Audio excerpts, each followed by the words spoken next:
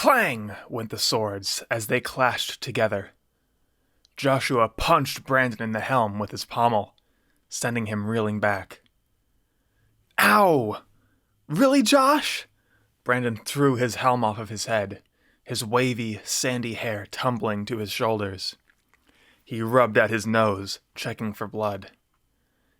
I didn't hit you that hard. Get your sword up. Now. Joshua rushed at Brandon, winding up for a strike. Brandon spun, bringing his sword around his back, twirling it in the air. Joshua stared at him spinning his sword. The next thing Brandon knew, he was in a chair, and the world seemed to spin around him. He groaned in pain. Ugh. What happened? Josh walked up to him, wiping something from his hands. I flung my sword at you, and it hit you in the knee. You started screaming like a madman and passed out. Brandon was not happy. That's a cheap tactic. That's basically cheating. If you can't fight me like a man, go find a child to fight.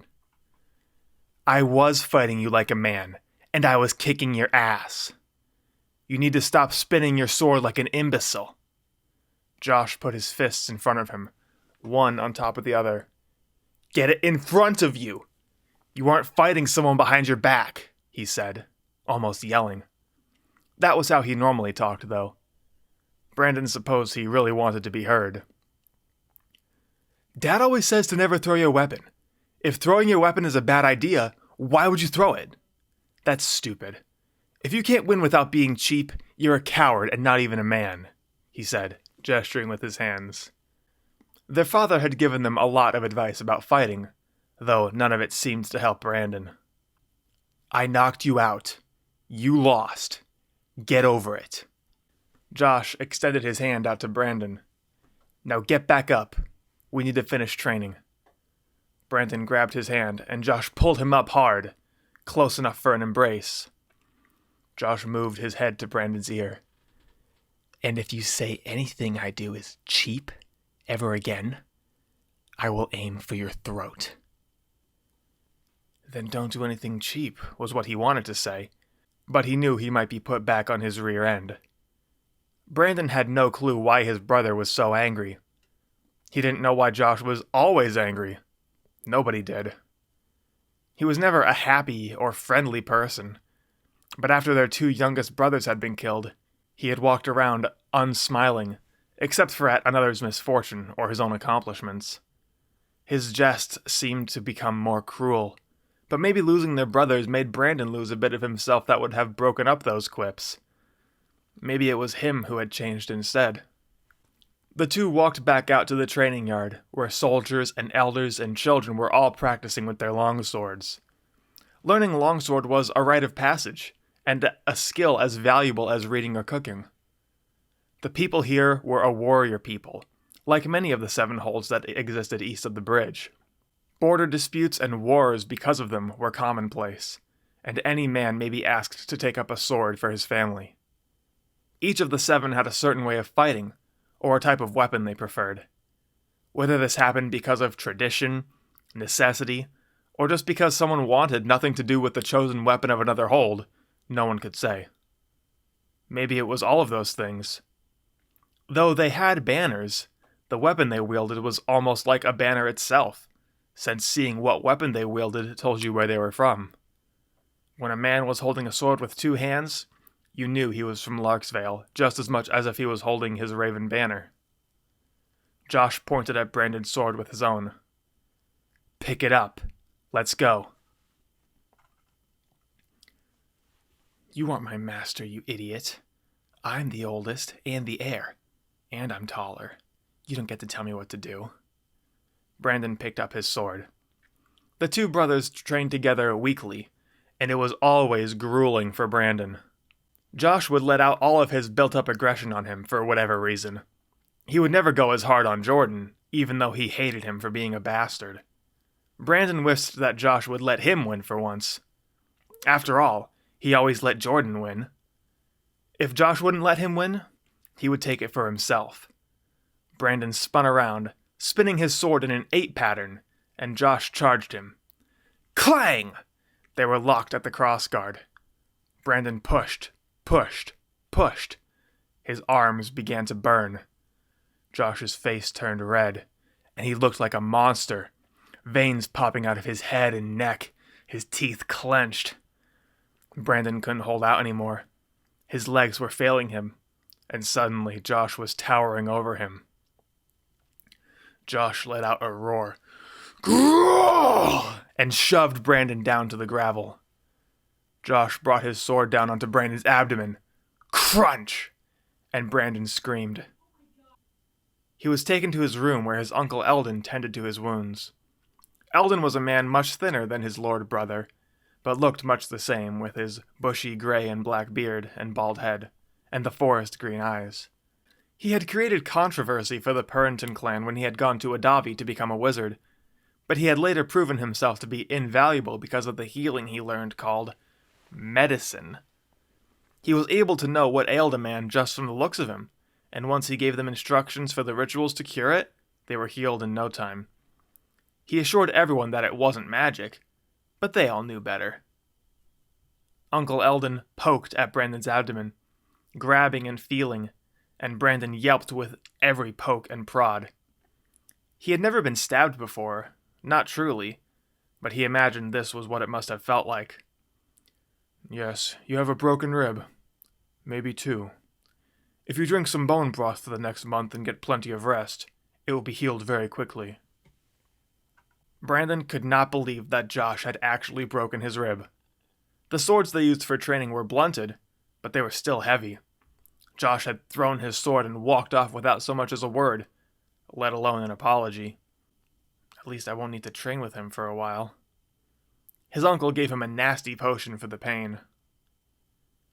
Brandon's father, Lord Purrington, came in to see him.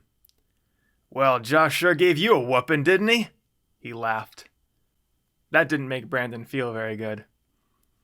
I tell you what, one time I was down in the riverbank down there, headed towards Linwood, and 3 guys come up to me. They says, "What are you doing down here?" Well, I says to them, "I just going for a walk down by the river." Guy comes up to me. He clapped loud and deep. Puts his hand right on my shoulder. I look at him. Are you sure you want to do that? Brandon was smiling ear to ear. I took that guy by the arm, flipped him over, slammed my knee right on his chest. He's wheezing. Other 2 guys have daggers.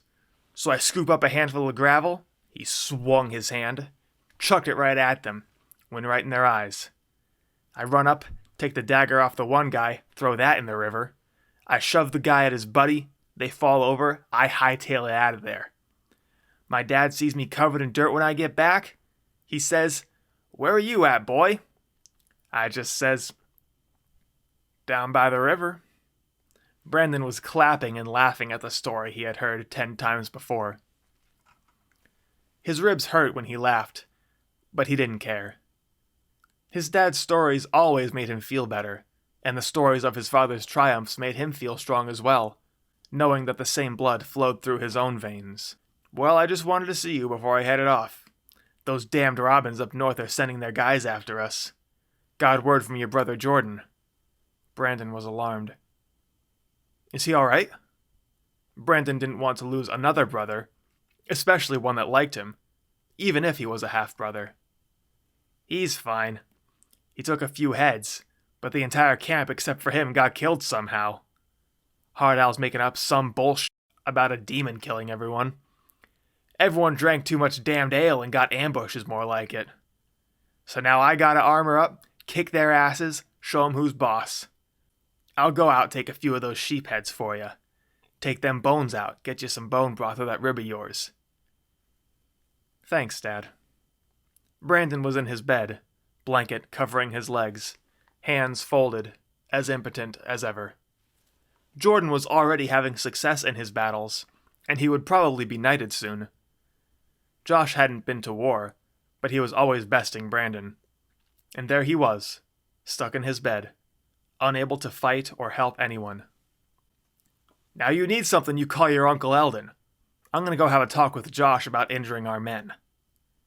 That set Brandon at ease a bit. His father had always tried to instill strength in them, and often at the cost of tenderness and mercy.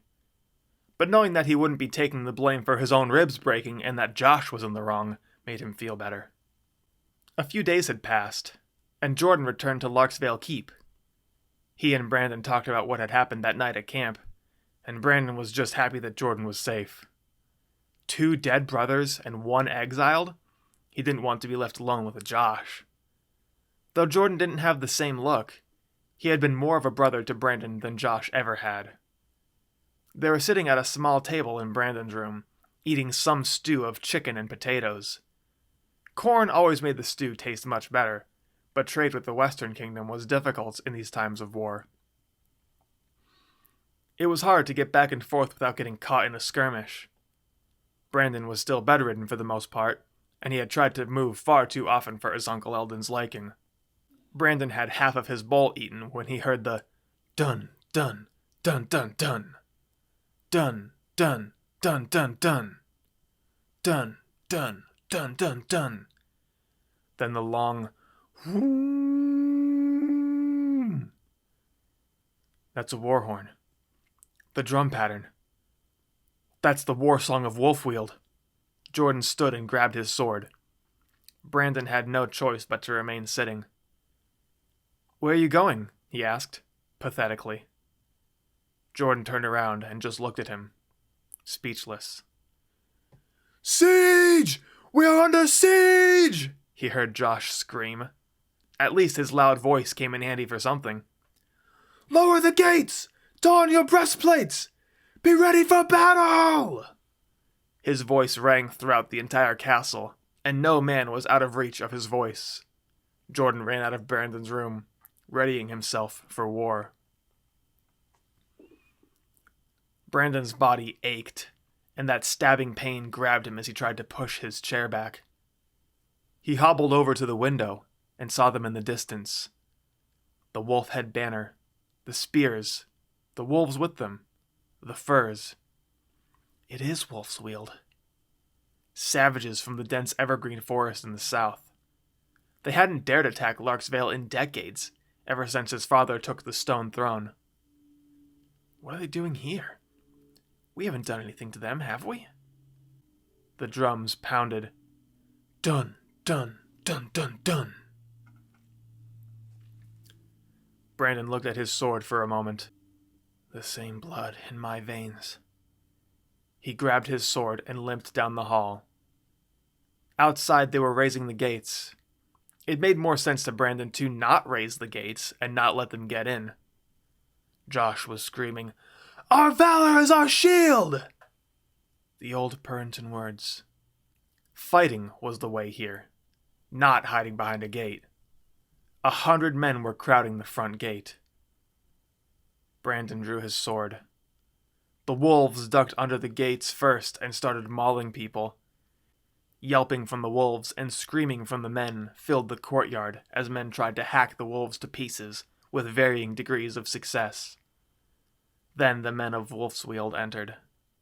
They were poking with their spears, the men of Larksvale parrying their shafts and counter-striking. Brandon saw Jordan in a corner, fighting off 3 men at once. Brandon did his best to hop over to him, slow as it was. A man ran in front of him, spear in hand. He thrust his spear at Brandon, and with a spin, he brought his sword around his back, knocking the spear out of the way. And with another spin, he opened the man's belly. Spinning like that put Brandon in agony, but the rush of war made him not care. Josh came to Jordan's aid, cutting one of the men almost in 2. Then the sound.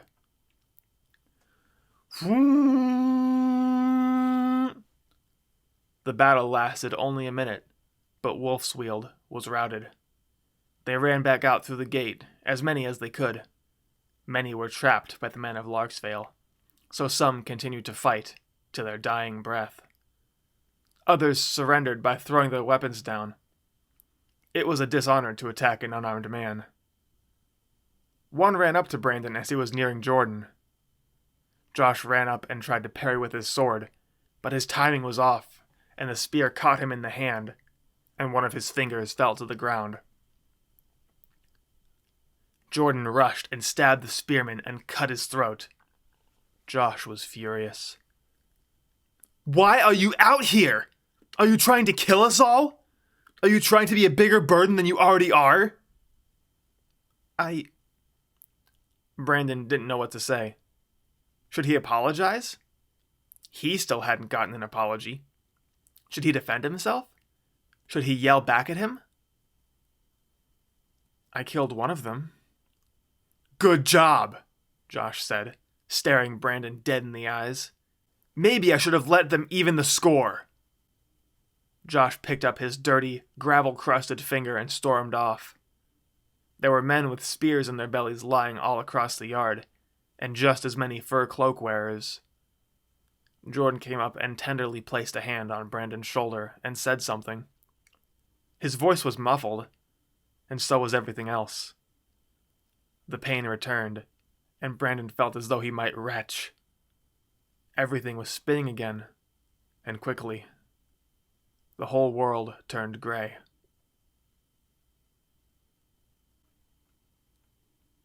Welcome to the Storytime Saturday podcast. I'm TGD, your host. So this week we follow Brandon in the hold of Larksvale in the East. Now Brandon is the son of Lord Purrington, the brother, the half-brother of Jordan, who we've seen before. So as usual, we'll take a look at the writing aspect of it first. Now, there's this in the very beginning. This is really the only thing. I mean, I do stuff like this all the time in this book, but it's stuff like Brandon threw his helm off of his head, his wavy, sandy hair tumbling to his shoulders. Now, I'm not sure that is proper grammar. I'm not sure that him throwing his helm off his head and his sandy hair tumbling is enough of a correlation that's like in the same sentence. I probably should take some classes. But this definitely paints the picture of what happens. Like, that's what I really care about. I care less about proper grammar, even though like I want to have proper grammar to like defer ridicule. Even the toughest critics wouldn't have anything to complain about, is what I like, what my goal is really. But it illustrates the point, so you like, it paints in your mind what's happening. So let's talk about these characters, starting with Brandon. So the real Brandon, of course, is a good friend of mine, and book Brandon is loosely based on real Brandon. We'll go more into that later. In this chapter, he's painted as quite a sympathetic character, as opposed to Josh, who we'll get into later. He mentions, interestingly, the death of his two youngest brothers, changing the both of them. So for Josh, Brandon figures that the death of their brothers made Josh harder, whereas Brandon, it made Brandon softer. So the real Brandon is, I don't want to say that he's the softest of all of his brothers, but all of the other brothers always talk about beating people up. I don't think I ever hear that kind of stuff from Brandon. So maybe that's that aspect, that just by association, like, he's just normal with how much he talks about beating people up, but he does it so little compared to his brothers in real life that's why he ended up the way he did in the book, that he's a lot more gentle and softer than his other brothers. Specifically against Josh, who we see in this chapter. And Brandon gets more chapters later, and we'll talk about him more as time goes on. So I want to talk about Josh for a few minutes. Now, this is the same Josh as from Josh's Bad Day. If you've ever seen that video on my YouTube channel, it's titled "The Funniest Story I Ever Wrote," and on the thumbnail it says Josh's Bad Day. So I specifically remember I would put this out. As I was writing this, I made sure everyone had access to it, and I was sending it to my friends saying, hey, check it out, check it out, check out what I'm writing. And I remember Josh saying, hey, in the book, why am I such a jerk? So I'm going to spoil it. I'm going to spoil it for you a little bit. But there was going to be what I had planned was what they call a face turn. Now that's a term in wrestling. In the wrestling world, a face turn is when a guy who's the villain, usually the guy who's the villain, does something that's heroic or sympathetic to like turn into a good guy. Like, oh, he's a good guy now. He's helping. He just saved that old lady, or something happened that he's now the good guy. He stopped something terrible from happening. He's a good guy now. That's a face turn. So that's what was going to happen to Josh. Josh was going to have a face turn later on in the book. So he's portrayed this way earlier. And likewise, Brandon would have a heel turn. So I think that would have been interesting. And it does play out slowly. You see the gradual equilibrium like as these ships passing in the night, as they're switching sides. You slowly become more sympathetic with Josh and slowly lose patience with Brandon as the book goes on. And you'll see that as it continues. So that by the end, they would have their positions switched. And that's something you have to remember with these kind of stories, too, is that this is specifically from the character's perspective, from the point of view character's thoughts. So this is how Brandon views Josh. It's not the narrator saying this is how Josh is. That's the character, the point of view character's inner thoughts, their perception of what's happening and the characters around them. So if a character says this person is cruel, that's their opinion. It's not just a fact that's being fed to you. But yes, Josh is actually loud, or at least he used to be. The real Josh used to be very loud, a very powerful voice. Now, Uncle Eldon is not real. He's not a real person. He's just the character that I had to make up. And there was a naming convention you might have noticed earlier. I think in Jordan's chapter, there's like a sort of a naming convention that goes on. So Brandon, Eldon, there's like a naming convention that goes on with a Don suffix at the end. And it's probably time to mention this. Uncle Eldon is a wizard. Wizards in this universe are just maesters. If you're familiar with the Song of Ice and Fire series, if you're keeping up with this story, you'll know that this is a friend I showed this to. They said they showed this to a friend of theirs who said that this story could have gotten published had it not just been a Game of Thrones fan fiction. So a lot of stuff is just copy paste. I said last week that this story really is the epitome of, hey bro, can I copy your homework? Yeah, just make sure you change it up a little bit. So yeah, wizards are copy and paste maesters. Like if you go into Word, search and replace maester with wizard, and it's the exact same thing pretty much. It mentions Adavi. Adavi is where the wizards go. That's Old Town, basically the Citadel, where the wizards are trained, where the maesters are trained. The wizards are learned people that know medicine and things like that. So we do talk a little bit more about wizards, I believe, later on in the story. Now, Lord Purrington is based in a lot of ways on Brandon's father in real life. And every time you go over to his house, he always has a story of when he was back in the army or when he was in Germany and when he was younger, driving a car, running from the cops, things like that. And I always figured that, this is probably an exaggeration, right? People exaggerate stories, right? So him talking about how he snapped a guy's leg in half playing soccer, that's probably an exaggeration. And how he was in a back alley surrounded by guys and there was like reverse ninja logic. He used their numbers against them. There were so many of them that they couldn't get in on him and he was fighting them back. I'm like, okay, well, none of that happened, right? Until one night I was over their house. I was over Brandon's house, and he had Brandon as an example of what he was doing.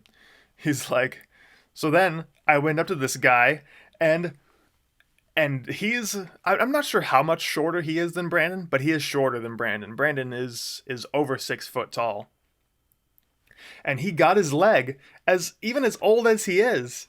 He got his leg up over Brandon's head and fainted. He fainted a kick right in front of Brandon's face.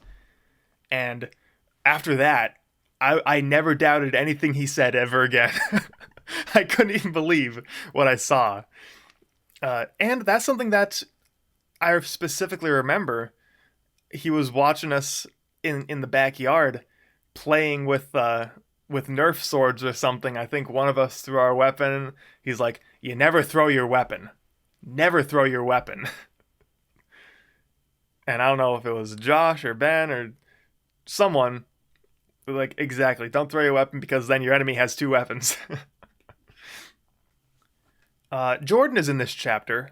Jordan had his own point of view chapter earlier. And he's a real bro. He's being a real bro, hanging out with Brandon. And Brandon thinks highly of him. But he only has one line. And he is put over in a big way. He's fighting 3 guys at once. So we know that Jordan is a powerful, powerful fighter. Now, some notes. In my current novel series, Lark's Vale, in a different form, it's not exactly the same as the Lark's Vale from this story, but there's a place called Lark's Vale that's a very prominent place, and it shows up in John and the Wizard, the book I just finalized this year. It's the home of Langy Lark in Langy Lark's Luck that I finished last year. There's actually a lot of stuff from this book that I adapted to my current series, and I'll try to point those things out as we get to them, as we pass them. Now, there's something that's funny that happens. I just want to make a note. At the very beginning of the chapter, Josh throws his sword at Brandon's knee, and he passes out in pain. Now, I make fun of Brandon in real life, because one day when I was over his house, he and Josh were having a disagreement about something, or Brandon said something snide to Josh, and so Josh just kicked him right in the knee, and he fell to the ground screaming, "Ah! Why did you do that? Ah!" He was on the ground holding his knee screaming, and I'm just standing there like, what do you do? What are we supposed to do? And Josh, you could tell he felt bad, but he's like, come on, I didn't even hit you that hard. So Brandon got lightly tapped on the knee, and he was completely out of commission. So that's a reference to something that happened in real life. Sorry, Brandon. I told the entire world your only weakness, your Achilles heel, your Achilles knee. Yeah, for as many people that watch this. Now Brandon complains that's a cheap tactic. That line is from when we would play Smash Bros together, and nobody knew how to escape a basic combo. They would just call getting comboed juggling, saying juggling's cheap. You can't juggle. If you have to juggle, you're bad at the game. Well, I'm winning, so I'm obviously not bad at the game. So that's a bit of a reference there. Now, stop spinning your sword, Josh tells Brandon. That's a reference to all the HEMA channels I used to watch. I still do watch them, but I used to be really into them. And that really is helpful when you're doing like a low fantasy medieval setting, is kind of learning how these people would actually use swords and not just take what you saw from TV and anime or even Star Wars, and just taking it at face value and saying that must be what fighting is like. But yeah, these HEMA channels, they relentlessly mock stage combat and how idiotic it is. But also Brandon in real life, the real Brandon is a Star Wars fan, and he has a ton of lightsaber replicas. And I think he started his own dojo, like his own dueling club or something. I'm not entirely sure. So he spins the lightsabers around. And I point out in the chapter that it's not completely useless because he does use his spinning to defeat a spearman, even with broken ribs. He defeats a spearman with his spinning. He spins and knocks it out of the way. Now, lastly, a note I want to point out that you might not have picked up.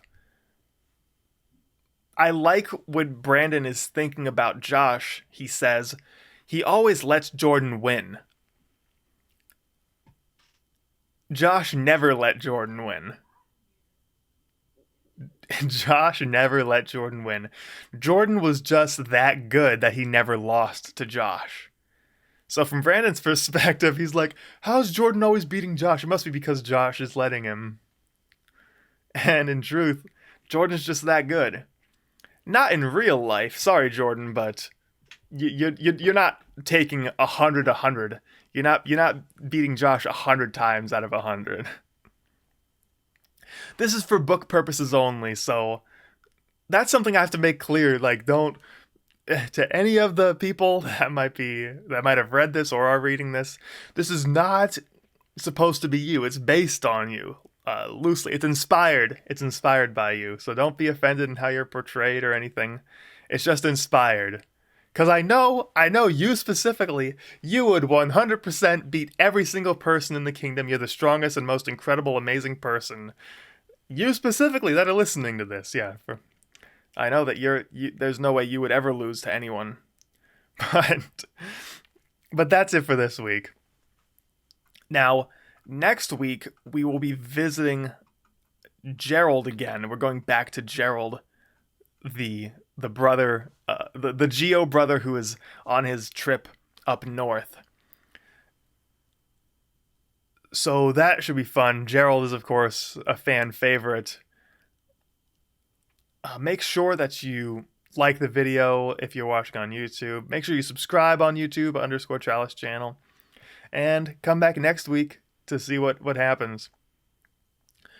I don't want to say too much about this, but what's happening with the Purinton clan and what's happening with the Geo siblings back in the Middle Kingdom, they're kind of parallel stories that hit similar notes. So there's two stories really happening simultaneously that are in a lot of ways the same story. So you may not be able to see it just yet, but you should be picking up on that as the book goes on. That there's counterparts here. That Jeffrey and Georgine and Gerald have counterparts in the East. So I want you to keep picking up on those things and check it out. Leave your theories in the comments below. Thanks for being here. I appreciate it. And I'll see you next week.